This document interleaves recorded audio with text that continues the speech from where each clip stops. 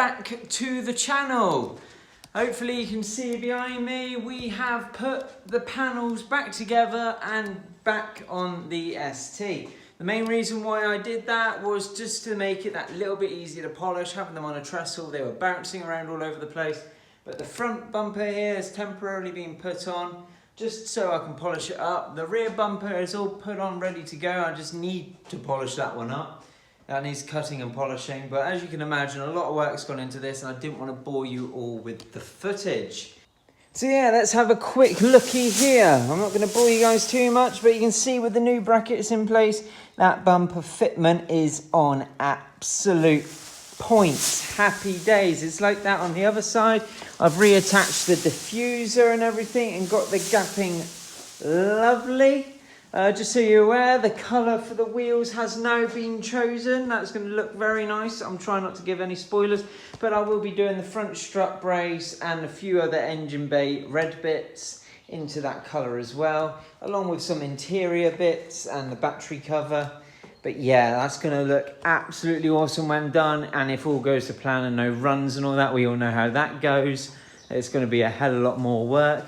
But let's have a look here on how the front bumper is looking. This is the exciting bit for me personally. We got that duct looking absolutely epic. We got those fog light covers. Yeah, there's a few little pinpricks in it. I'm not too bothered. It's still a hell of a lot better than how I bought them. But you can see how a nice cut and polish. Look at that reflection. Woo! Has come out. And bear in mind, that's covered in dust too. So yeah, that's just cut. There's no polish on that whatsoever yet. Just machine, I use the machine cutting compound. There's no polish in it. And now I've got to polish it yet, so happy days. So yeah, anyway, less distraction. I'll put the grille back in, tiger seal from behind. I've got the MSRT lower grille just because I needed a grille to match the top. And I tell you what, that's looking very, very naughty. I'm very happy with how it's looking. Yes, it's not 100% perfect yet with the polishing and cutting, but it's looking a lot better. But a bit of sad news, sad news. The battery died. So I've kind of got the old Audi one at the moment to replace it. Just using it to power it up, power it off. I got my friends down at Unit 5 Motorsport picking me up a new battery because they get them trade prices and they are current sponsors of the channel along with ND Automotive. If you want to get yourself some discounted parts, but top of the range, ND Automotive are certainly the people to get in contact with. I am currently waiting on a price off them for an oil cooler. If it comes in at a good price, I will be snapping it up because I obviously want to get everything done behind that front bumper before putting it back together, getting the gapping sorted out, and then I can worry about the wide arch kit because I don't really want to be taking it on and off, on and off, on and off. The bolts there are already weakened. I'm already going to have to replace that hardware. Probably going to pinch it together with generic nuts and bolts just to hold it tighter with some locking nuts on, and happy days. Right, I'm going to be worrying about the cooling side of things today. As you can appreciate, I've had a hell of a lot of painting done, and I want to mix things up a little bit for you guys and for myself. I've made a Black & Decker workmate the other day, just in my spare time from work. And I've attached this stand, perfect for doing your wheels on. A little something I got a friend to weld together for me, and perfect, fits in there, lovely. Can do 2 wheels at a time now, no issues, no dramas whatsoever. So happy days. So next plan of action will be to take the front bumper off, get the cold side pipe over there, and try and get it on the car. I'm worrying about cooling now. I need to sort out these vents when I get a second because this one here particularly has seen better days. With that black paint that I've been switching out on the car, it seems like a good opportunity to do so.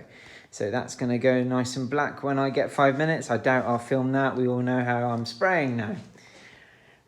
Plus, I've also taken out the scuttle tray because obviously to get at the battery, and that gave me an idea. Obviously, the turbo's down the back of the car. So, with the turbo down the back of the car, heat rises, and if it was a generic turbo like say off of a Mini Cooper, you could get a vent to direct cold air straight to turbo to keep the engine bay nice and cool. We all know that hot engine bays There's a million ways to go around cooling it. I am strongly debating at the moment water methanol injection, which is a bit pricey. You're thinking you need to buy a spacer, or you can go straight into your hot side pipe just before the intercooler. But I'll probably get a spacer to go on the manifold if I do go down that route, and then have the tank in the back. That will keep it nice and cool. And plus, if you run methanol, you don't then need to get carbon clean, because it should be topping it up. With the engine freshly carbon cleaned and hasn't been started up since really, it's nice and fresh as it is. So it's already pretty much brand new spec. That will need mapping in, so it seems perfect opportunity when I do the turbo to get that mapped in at the same time. I've already got the intake in from CM Composites. I've got the intake headlight, if you guys remember rightly, for when it comes to track days, for that extra cold air going into the filter. So that is covered.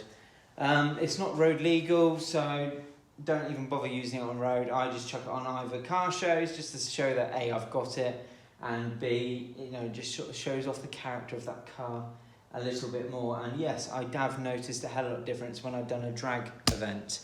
It wasn't majorly different, but it just helped me do more runs before the car was going, it's a bit warm here now. But yeah, I didn't do any impressive times. As you can imagine, I'm on a stock turbo. So, in relation to the turbo being down the back, I've decided, yes, I am still going to be running scuttle trays, because I'm not Australian heat hot over in England. We are, let's just say, it does get warm in the summer, but not that warm. So what I'm going to do is I'm going to have to put up with people saying, Aaron, do you know your bonnet's not closed properly? I have got over here on my workbench some genuine Ford Racing parts. They are 25mm bonnet spacers, machined alloy, so they will last. They're printed with the logo and everything, and they do look really smart. So they will be going on the car. So like I say, I'm waiting on a price on an oil cooler. Fingers crossed it's more reasonable than what I can get through AirTech, because he gets discounts. I'm also waiting on, that's about it really. I'm just waiting to get it done now. So yeah, I'm gonna take this front bumper off. We're gonna whip that off, and we're gonna whip the, hopefully it'll be straightforward, but nothing on this car seems straightforward so far. So yeah, I'm gonna take the front bumper off. I'm going to put the cold side pipe on. I'm going to look at these bonnet spacers. It might be a two-man job, so I might have to wait on a friend to give me a hand with those. So yeah, that's what we're going to do today. So I'd best get cracked on. So then guys, there's the original one from the factory. Obviously these have got forge upgraded silicone hoses. I've done the whole Symposa delete with a nice Perrin bung. I just found that bung on eBay, so I bought it. I'm not a make snob when it comes to stuff like that. If there was a generic cheapy one that I knew of at the time, I would have bought that instead. But hey ho, it had a bit of machining. So yeah, I've already upgraded the forged silicone hoses to stop the flex in the cold side, and that helped a hell of a lot with the stage 2 mapping that I was doing. It done very well, but you can see this is the problem here, the old plastic pipe, and the actual amount of silicone itself into the equation with what I'm planning on running. And here is what I am planning on running. I'll just put it down there. There's the ST180 Developments pipe. You can already see majority of the plastic and silicone has gone and has been made by this machined metal. It should do the job a hell of a lot better. Should be more efficient in, well, that's the plan of action anyway. Should be more efficient, it should be better. But yeah, it's a hell of a lot better made than factory. Less chance of the plastic splitting. It's already got the resonator delete, but just into the pipe itself, so you don't have to worry about deleting it. It probably would have been a cheaper fix. But what I'm also considering is, as you know, this is bigger and better, and obviously I want less heat to hit it, is somewhere in one of my cupboards I have some gold reflective tape. So I'm going to wrap that around it, try and get it as neat as I can, and then I'm going to go about fitting it to the car. To take this one off in the first place, there was a sensor that goes in here, held on by a 7mm bolt. There was a pipe that clips onto there, just like it does on your intake. And then the fiddly bit was these up the top. 7mm up the top, and you had to undo it. But I've just got a rough feeling that that is where a BooST leak potentially was from the amount of dirt that's worked its way in. So potentially I had a little bit of a BooST leak up there, which hopefully now this should also solve. I just don't think that that clamp was man enough for the job it was meant to be doing in the end, but hey. And there was a bracket here, which there isn't on this one, holding it to the actual engine itself. That bracket was held on by a 13mm bolt, but yeah. So that's that. I'm going to go about wrapping this up now, and then hopefully slapping it onto the car.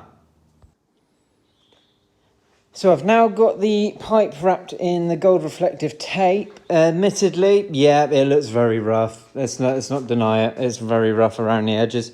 But I tell you what, the amount of curves and joins in this thing, if you've never used this tape before, it is a bit of a pig to work with. But it's done. So now it's all about fitting it back onto the ST. Hopefully, it should go on a hell of a lot easier than when it came off, because fitting it up there on that throttle body from underneath, because I can't attack it from above because I've got too many pipes in the way now, is a bit of a ball ache. But this tape might last 5 minutes, it might last 5 years, it might last 5 hours, God knows, but it's a preventative measure nonetheless, and it's a little bit something extra on there.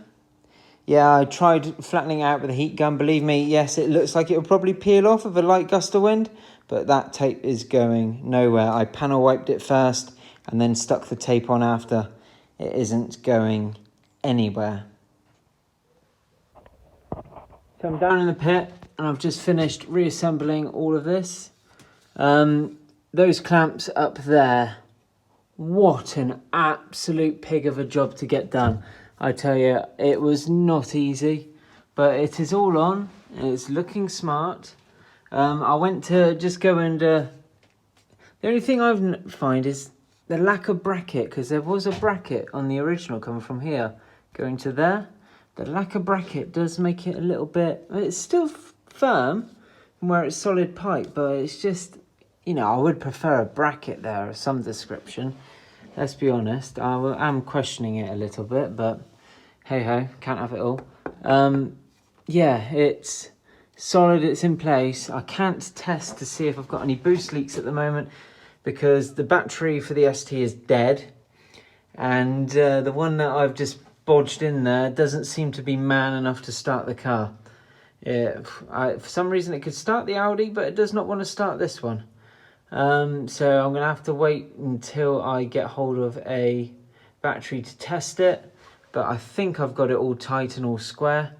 But like I say, you can only really tell once you start it and, well, see what error code you get come up. And yeah, but that up there, you can't really even see it. I mean, what an absolute pig of a position to do. I mean, these ones down here were all right, but there's a little kink in the pipe silicone joiner there. It's just like this metal pipe just didn't feel long enough. So I'm going to have to adjust that. But other than that, it does seem pretty good to go. So yeah, that's that done, hopefully. I would like the battery to test it, but it's just not meant to be. Looking at these spacers and the bonnet and everything, and I've assessed it all. I was going to fit them today, but I think I'm going to leave it until later on in the build, when hopefully I'll be getting a bit more of a hand off some friends. It certainly seems to be coming across more of a two-man job, this mod.